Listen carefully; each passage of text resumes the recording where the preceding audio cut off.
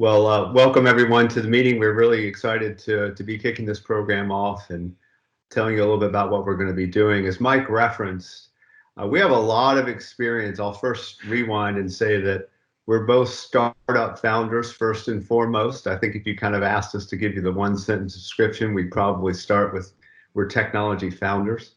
But in the last 6 or 7 years, our focus has primarily been on working, coaching, and teaching others, including startups on one side and corporate clients more recently on another, and bringing those two sides together. And clearly that's where this corporate venturing concept comes from. As Mike mentioned, and the reason that we bring up the concept of innovation, and just to be clear, we're not talking just specifically about invention.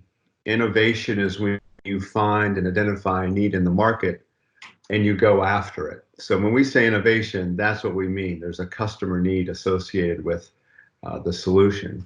So bridging the gap between these two is really important. And when a large company or a small company, doesn't matter the size, whenever they're looking for new opportunities to quote innovate, you can either build it yourself or you can perhaps buy it. And one of the reasons to sort of corporate venture with a smaller company or startup is to bring in capabilities or resources that you don't have. And we'll talk more about that. So real quickly, just to share with you some of the practical experience I think would be relevant. So we have been really what I would consider to be founders in a program here that the National Science Foundation created called I-Corps, or Innovation Corps. And it's targeted at academic researchers spread all around the country that are trying to get their new, sort of inventions out into the marketplace. And so we've been involved with that since the very beginning of the program. We set up a similar program like it, modeled on it in Mexico. So we've done this, in fact, in other countries as well, but primarily in the US and Mexico. So we've spent a lot of time with startups, thousands of startup teams.